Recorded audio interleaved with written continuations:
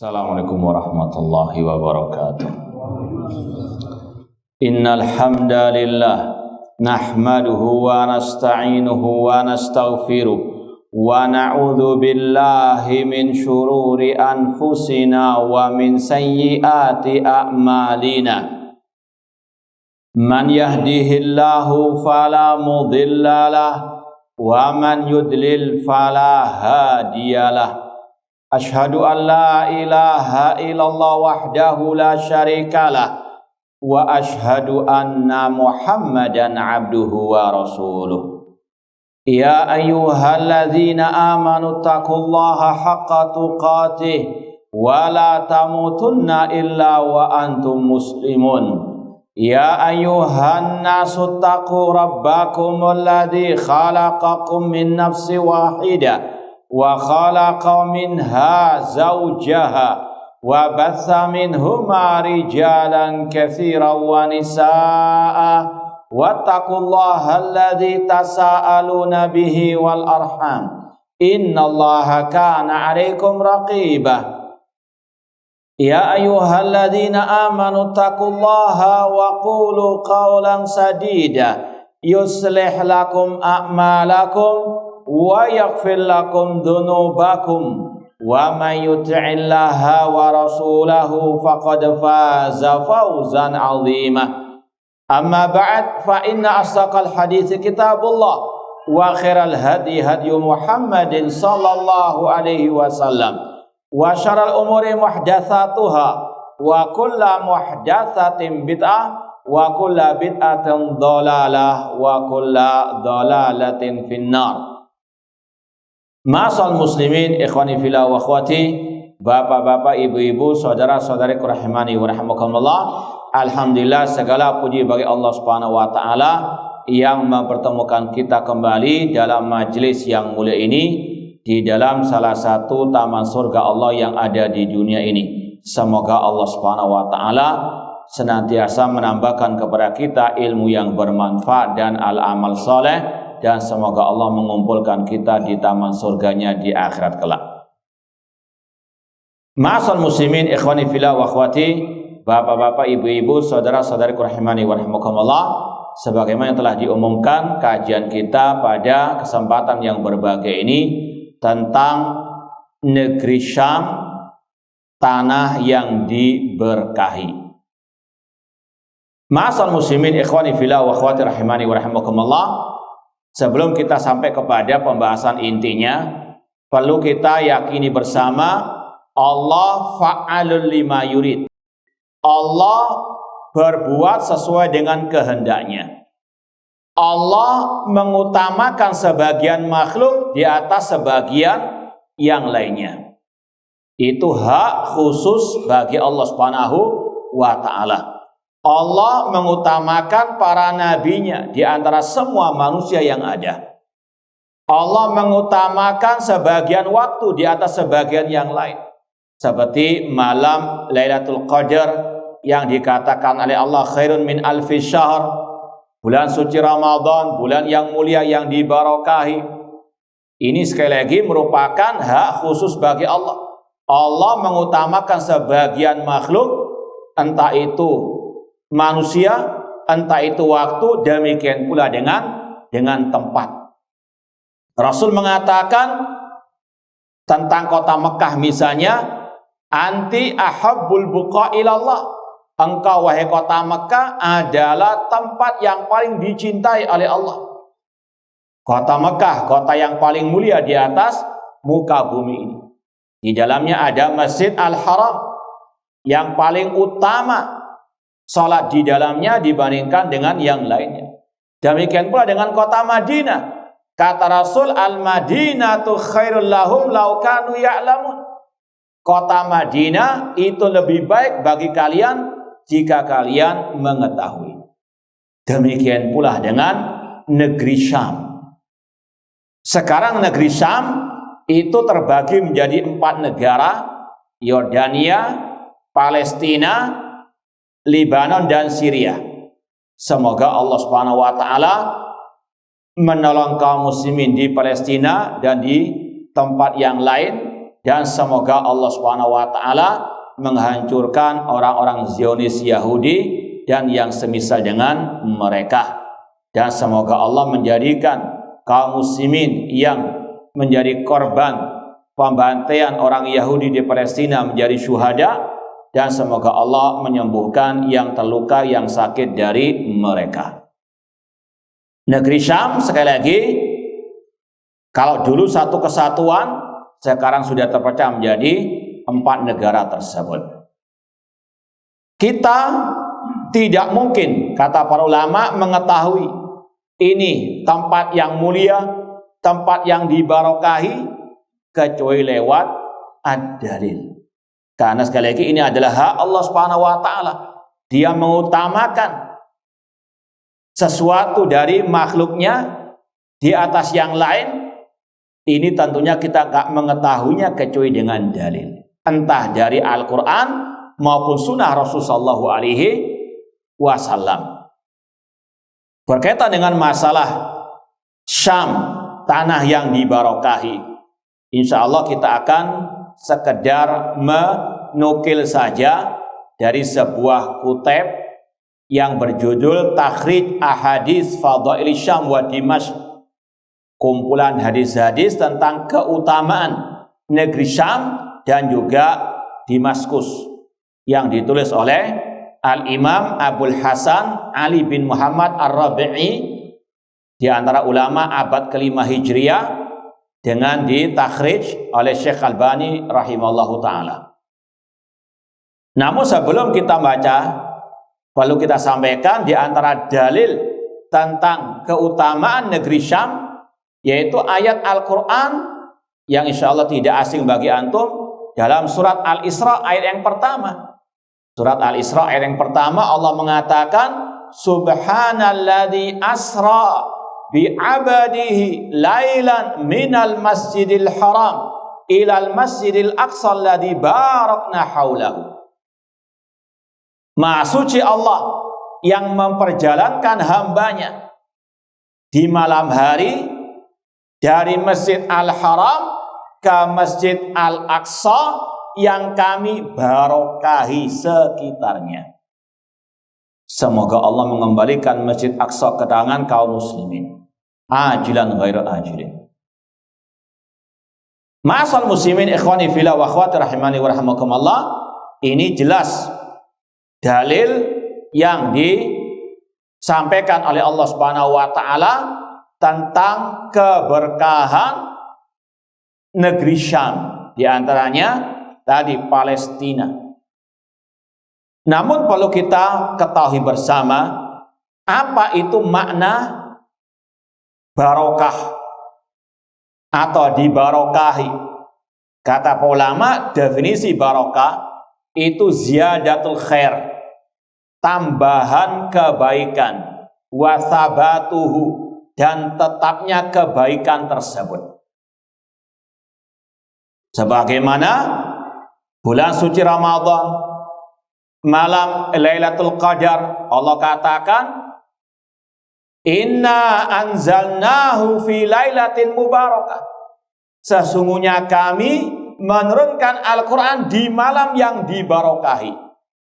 Malam Lailatul Qadar, malam yang dibarokahi karena di situ ada keutamaannya, ada tambahan kebaikannya. Namun masalahnya bagaimana cara menggapai kebaikan tersebut?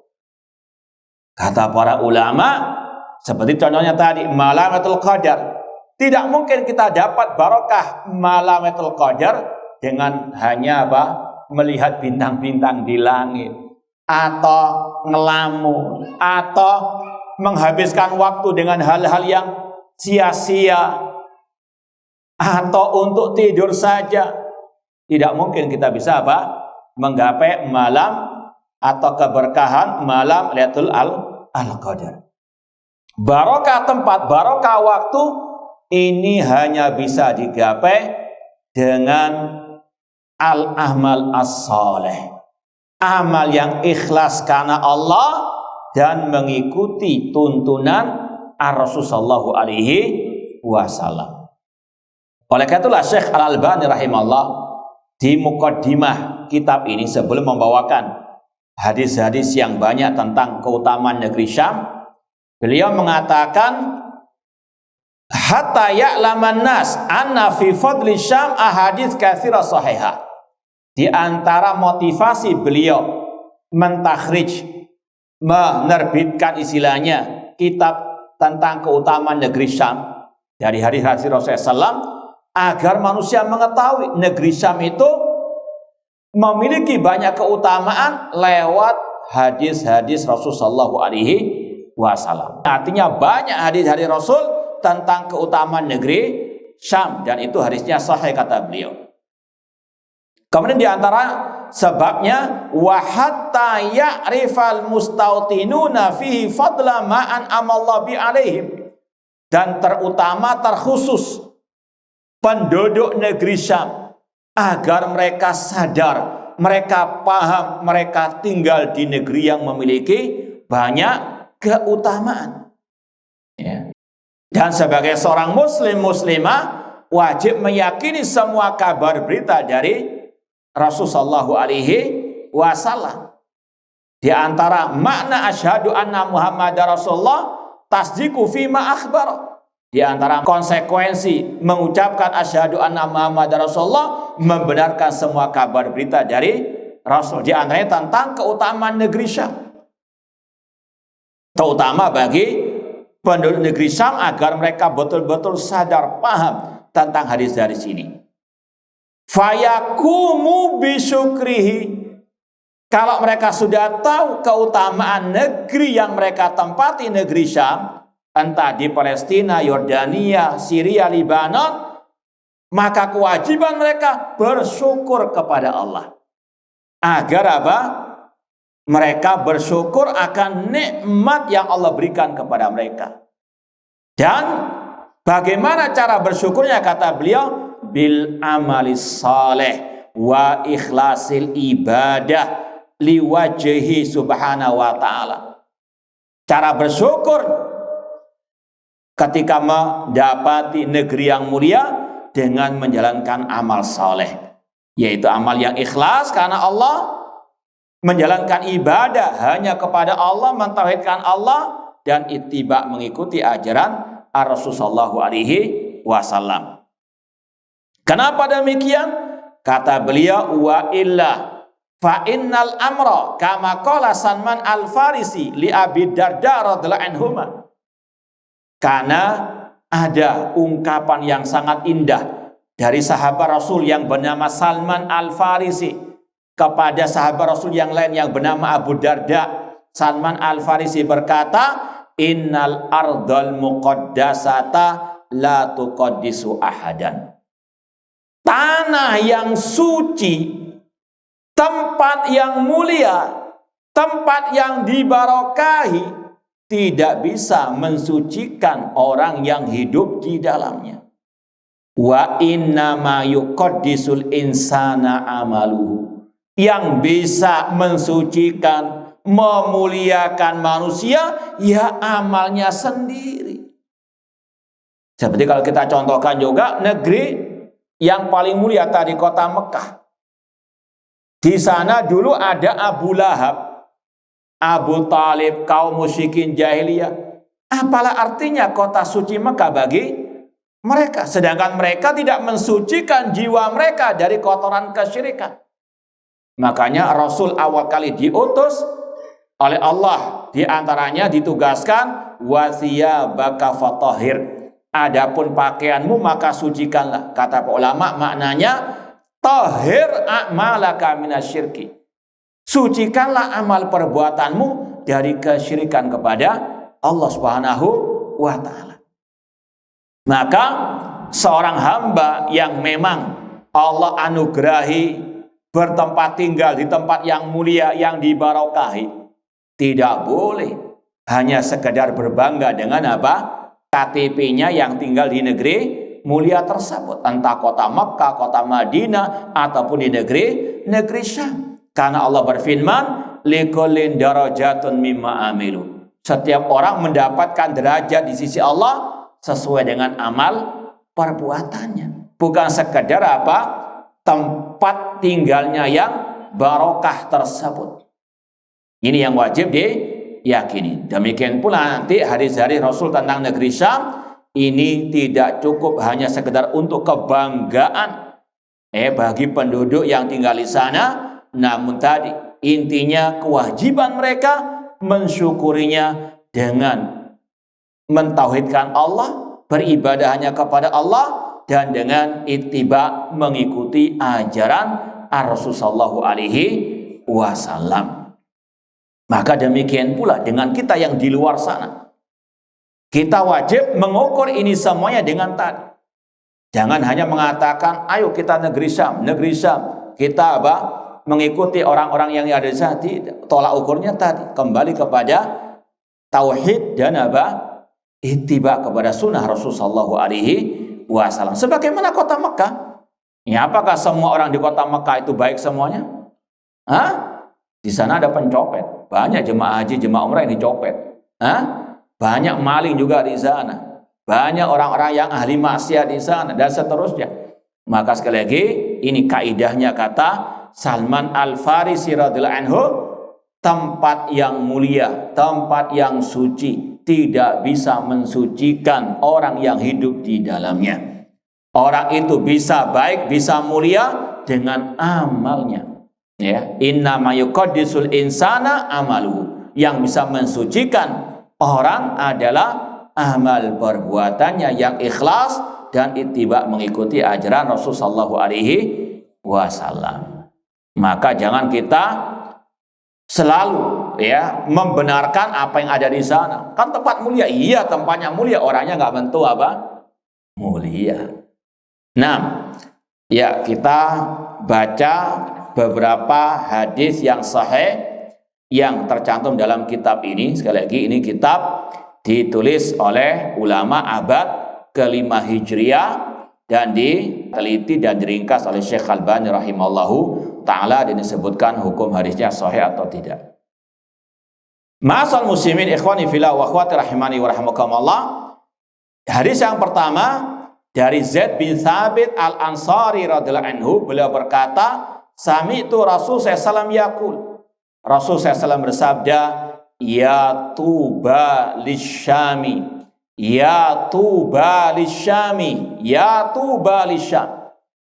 Arti tuba kata para ulama, kebaikan kehidupan di negeri Syam. Ini Rasul tegaskan 3 kali. Ya tuba lisyam, ya tuba lisyam, ya tuba lisyam. Kebaikan, kenikmatan tinggal di negeri Syam. Ini Rasul tidak berkata kecuali dari wahyu Allah Subhanahu wa taala, wa ma yantiqu anil hawa in huwa illa wahyu yuha. Apalagi tadi negeri Syam di antaranya ada Masjid Al-Aqsa. Semoga Allah memberikan kesempatan kepada kita semuanya untuk bisa sholat di Masjid Al-Aqsa, dan semoga Allah mengembalikannya ke tangan kaum muslimin ajilan ghair ajilin. Qalu ya Rasulullah, kata para sahabat, ya Rasulullah, wa bima dzalik. Kenapa engkau mengatakan ya tuba lisyam, ya tuba lisyam, ya tuba lisyam? Kebaikan, keberuntungan bagi negeri Syam. Kenapa engkau mengatakan demikian ya Rasulullah? Rasul menjawab, tilka malaikatullah basitu ajnihatiha ala Syam. Karena di sana para malaikat-malaikat Allah membentangkan sayapnya. Dan kaidahnya kata para ulama, ketika Allah menurunkan para malaikat, ini menunjukkan akan apa? Kebaikan. Mereka tidaklah turun, mereka tidak datang kecuali dengan membawa kebaikan, kebarokahan. Seperti tadi malam Lailatul Qadar, di antara keutamanya apa? Tanazzalul malaikatu waruhu fiha. Pada malam Lailatul Qadar turun para malaikat. Demikian pula dengan malaikat Jibril. Kata para ulama, turunnya malaikat-malaikat tersebut tanda kebaikan di atas muka bumi. Di antaranya di sini apa? Negeri Syam.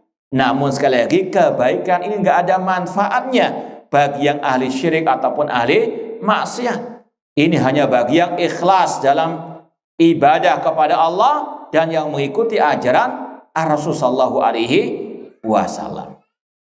Dan kalau misalnya kita tidak tinggal di sana, masih ada kesempatan menggapai keutamaan yang seperti ini, yang semisal. Yaitu diantaranya apa? Kita hadir di majelis ilmu. Kita menjadi penuntut ilmu. Di antara keutamaannya mirip dengan ini. Yaitu apa? Kata Rasulullah SAW, sesungguhnya para malaikat meletakkan sayap-sayap mereka untuk penuntut ilmu karena mereka ridho terhadap yang diperbuat oleh thalibu al-ilmi. Semoga Allah berikan kepada kita keistiqomahan dalam thalabul ilmi, belajar ilmu agama yang berdasarkan Al-Quran dan Sunnah dengan pemahaman para salafu as-saleh.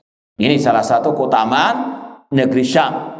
Para malaikat membentangkan sayapnya di atas negeri Asy-Syam, dan ini kata Rasul, tuba lisyam, kebaikan, kemakmuran, keberkahan bagi negeri Asy-Syam. Hadisnya sahih, riwayat Imam At-Tirmidzi.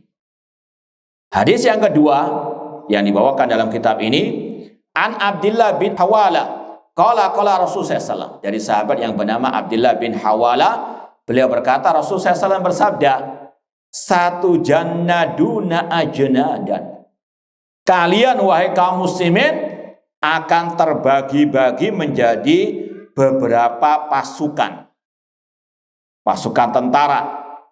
Jundan bisyam, pasukan di negeri Syam. Wa jundan bil Irak, pasukan di negeri Irak. Wa jundan bil Yaman, pasukan di negeri Yaman. Sahabat yang bernama Abdullah bin Hawala tadi berkata, fakultu khirli ya Rasulullah. Kata Abdullah bin Hawala, ya Rasulullah, pilihkan untukku dari 3 pasukan tersebut. Apa kata Rasul? Alaikum bisyam. Pegang erat pasukan di negeri Syam. Alaikum bisyam. Faman aba falyalhaq biyamanihi. Kalau dia tidak mau ikut pasukan negeri Syam, ikut yang di negeri Yaman. Wal yastaqi min hudurihi. Hendaklah dia mengambil air dari tempatnya sendiri. Fa innallaha azza wa jalla qad takaffala li bisyam wa alihi. Karena Allah menjamin bagiku untuk negeri Syam dan para penduduknya. Ma'asal muslimin ikhwani fillah wa akhwati rahimani wa rahimakumullah. Intinya hadis ini Rasul mengatakan alaikum bisyam. Pergilah ke negeri Syam, pegang erat pasukan di negeri Syam. Ini yang perlu kita sampaikan, ya, ada beberapa poin, karena jangan sampai antum tertipu dengan slogan-slogan kelompok teroris yang ada di sana, terutama kelompok teroris ISIS, ya, karena mereka juga banyak mendengungkan hadis ini agar kaum muslimin bergabung dengan mereka. Karena mereka membuat pasukan, ya kalau kita sebut pasukan teroris yang ada di negeri Syria. Makanya mereka menamakan dengan apa? ISIS. Apa bahasa Inggrisnya? Nah, atau yang lebih tahu, intinya di situ ada apa? Kata-kata Syrianya. Ya, pasukan apa? Irak dan Syria. Ini adalah kata mereka, dalil kata mereka untuk kaum muslimin bergabung dengan mereka. Padahal kata ulama tadi, kembalikan semuanya kepada apa? Al-ikhlas wal ittiba, at-tauhid dan sunnah. Sudahkah mereka yang mengklaim sesuai dengan hadis ini, yang menyuruh kaum muslimin untuk gabung dengan mereka, samakah dengan apa? Tadi, ikhlas dan ittiba. Sedangkan akidah mereka akidah khawarij dan seterusnya. Maka jangan hanya terpaku dengan tempat ini, namun kembalikan kepada kaidah asalnya, bahwasanya semuanya diukur dengan al-ikhlas wal ittiba. Dengan apa? Ad-dalil. Sesuaikah mereka dengan dalil? Sedangkan jelas ajaran mereka tidak sesuai dengan apa? Ad-dalil. Mereka membantai kaum muslimin dan sebagainya. Jihadnya mereka jihad yang tidak syar'i. Mereka mengangkat khalifah jadi-jadian, dompleng di negeri orang. Bagaimana dikatakan apa?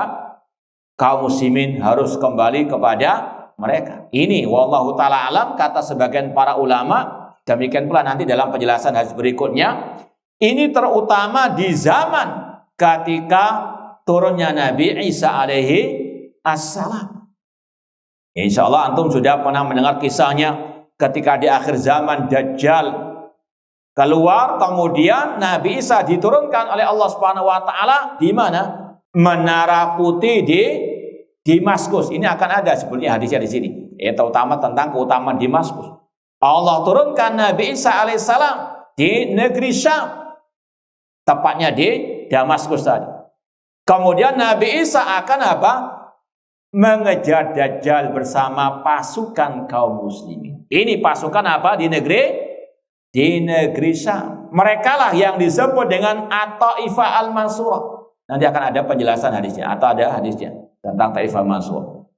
Itu yang dimaksud oleh para ahli ulama. Intinya yang dimaksud dengan pasukan di negeri Syam yang Rasul katakan alaikum bisyam, yaitu mereka-mereka yang betul-betul di atas akidah yang sahihah, di atas manhaj salaf, dan betul-betul mereka mengikuti ajaran Rasulullah SAW, terutama dalam masalah al-jihad. Karena jihad ini ibadah, tidak bisa hanya sekedar main serang, namun harus betul-betul mengikuti ajaran Rasulullah SAW. Rasul mengajarkan ketika kaum muslimin dalam keadaan lemah.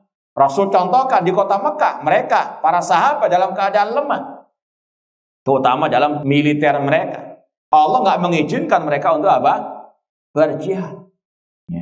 Disuruh bersabar sampai mereka punya apa? Kekuatan. Dan ingat, Rasul di kota Mekah, beliau mempersiapkan para sahabat untuk menjadi pasukan yang kuat dengan apa? Ditanamkan akidah at-tauhid. 10 tahun pertama Rasul menanamkan tauhid kepada para sahabat. Terus demikian sampai di kota Madinah pun tetap at-tauhid, at-tauhid. Ini kekuatan yang wajib dipersiapkan bagi kaum muslimin. Untuk apa? Melawan musuh-musuh mereka. Maka pasukan yang Rasul rekomendasi di sini yang betul-betul di atas at-tauhid dan sunnah Rasul sallallahu alaihi wasallam. Maka sekali lagi ya, nasihat kita jangan tertipu dengan slogan-slogan yang didengungkan oleh kelompok-kelompok tadi, teroris dan yang semisal mereka, untuk kaum muslimin bergabung dengan mereka atau paling tidak mendukung mereka karena alasannya tempat mereka yang barokah, sedangkan amal mereka sendiri tidak apa? Dibarokahi oleh Allah Subhanahu wa taala, tidak sesuai dengan ajaran Rasulullah sallallahu alaihi wasallam. Makanya Syekhul Islam Ibnu Taimiyah rahimahullah membagi jihad misalnya ada 2, jihad yang syar'i dan jihad yang bid'i, yang sesuai dengan ajaran Rasul dan yang menyimpang dari ajaran Rasul. Kata beliau di antaranya jihadnya kelompok Al-Khawarij, dan sepakat ulama Ahlussunnah mengatakan ISIS adalah kelompoknya Al-Khawarij, kelompok teroris. Ya, meskipun tinggalnya mereka di negeri Syam, tidak ada manfaatnya negeri Syam tersebut selama mereka apa? Menyimpang dari ajaran Rasul SAW, terutama dalam masalah akidah dan juga masalah jihad. Hadis yang ketiga dari Abdullah bin Amr radhiyallahu anhuma qala Rasul SAW. Rasul SAW bersabda, "Inni ra'aitu amudal kitabi untuzi'a min tahti wisadati." Kata Rasul SAW, aku melihat, yaitu kata ulama dalam mimpinya Rasul. Mimpinya Rasul adalah wahyu dari Allah. Aku melihat dalam mimpi amudal kitab, tiangnya kitab, yaitu kata ulama al-iman atau agama Islam, untuzi'a min tahti wisadati, ditarik dari bawah bantalku. Fanadhartu, aku pun melihat, faidah huwa nurun sati'un umida bi ila Syam. Tiba-tiba aku melihat ada cahaya yang bersinar menuju ke negeri Syam. Ini intinya. Ada cahaya yang apa? Mengarah ke negeri Syam. Kemudian kata Rasul, ala innal imana idza waqa'atil fitan bisyam. Ketahuilah, sesungguhnya keimanan ketika terjadinya fitnah itu di negeri Asyam. Ini juga yang dimaksudkan oleh hadis ini, bahwasanya negeri Syam ketika di akhir zaman, dikala munculnya banyak fitnah seperti yang kita sampaikan tadi, fitnahnya Dajjal, itu kembali ke negeri Asyam. Di sana pasukan kaum muslimin bersatu dengan Nabi Isa untuk menghancurkan siapa? Ad-Dajjal. Dan Nabi Isa apa? Yang membunuh Dajjal. Ini kata Rasulullah SAW, keimanan ketika di akhir zaman itu kembali ke negeri apa? Asyam. Dan kita tadi kembalikan kata-kata al-iman, iman yang sesuai dengan apa? Ajaran Rasulullah SAW. Ya, maka tidak cukup hanya berbangga dengan tempat yang dibarokahi, tempat yang mulia, kecuali dengan tadi iman wal amalu as-salih, iman at-tauhid, tauhid yang benar, tauhid ala Rasulullah SAW. Dan inilah yang akan bisa mengantarkan umat kepada kejayaan, iman yang benar, Islam yang murni. Kalau kaum muslimin kembali kepada iman yang benar, Islam yang murni ala Rasul, Allah jamin kemuliaan dan kejayaannya. Sebagaimana dalam hadis riwayat Abu Dawud, idza tabayatum bil ina wa akhadtum adnabal baqar wa raditum bizara wa taraktumul jihad sallallahu alaikum dullan la yanziu hatta tarju ila dinikum.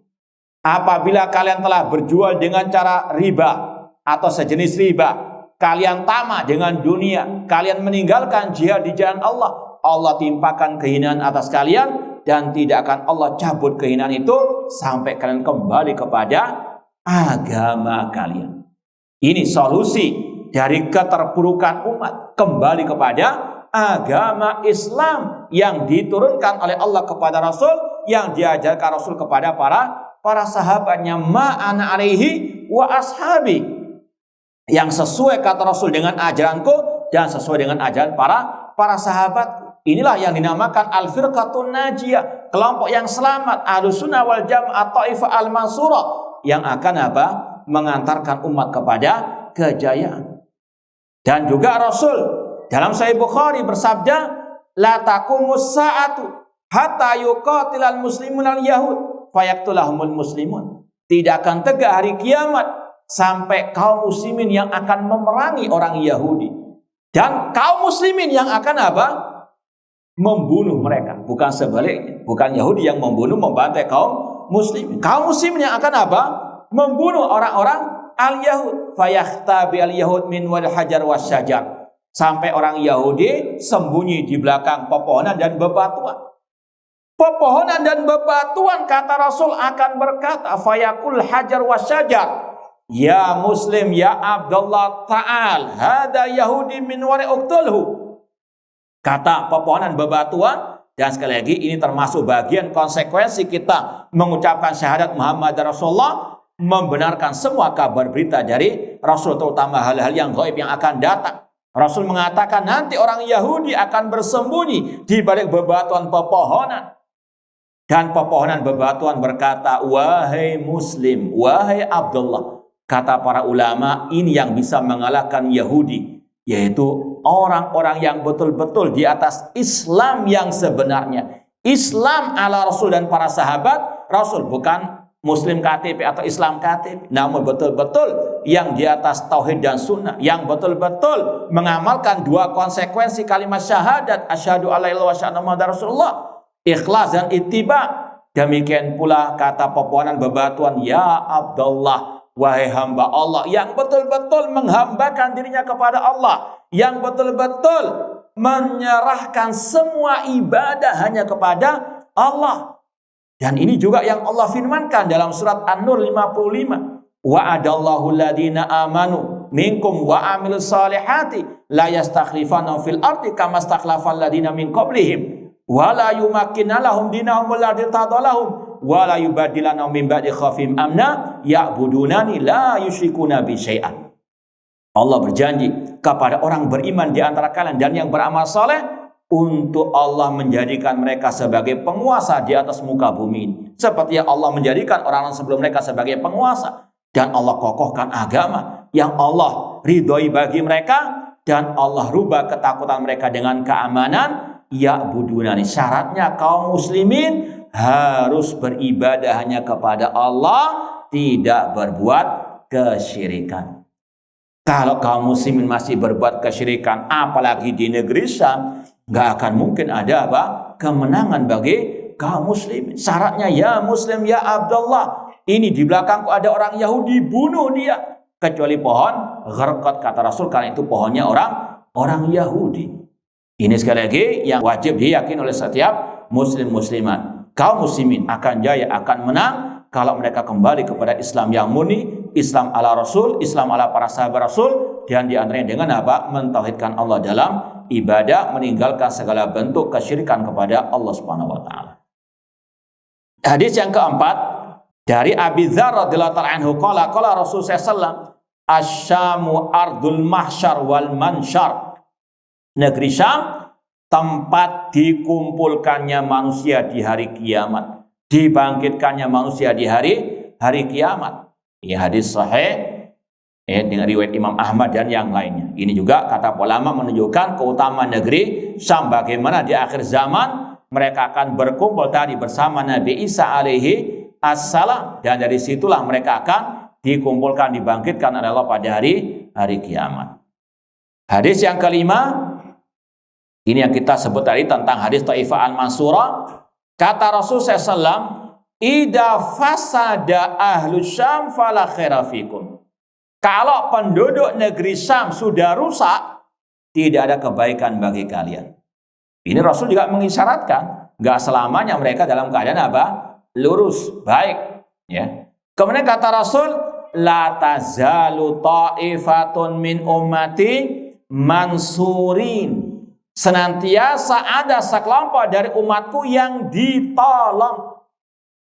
Inilah yang disebut dengan at-ta'ifah al-mansurah. Dari kata-kata at-ta'ifah dan mansurin.